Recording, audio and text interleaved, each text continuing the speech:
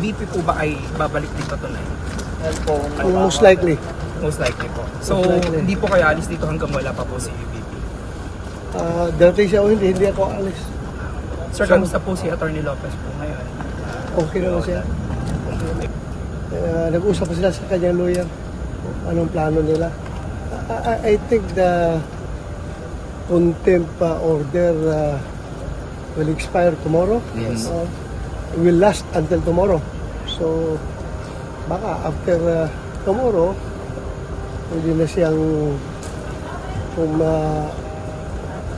mag-expire na yung contempt order, nothing is holding her from going home. Paano siya malipat kung mag-expired na? Oo. Diba? So hanggang bukas po yun, sir? Kung totoo yung sinasabi nila.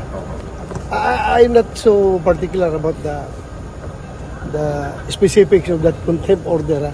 Hindi ko alam. Pero ang narinig ko lang, pero usapan is hanggang tomorrow daw. Apo.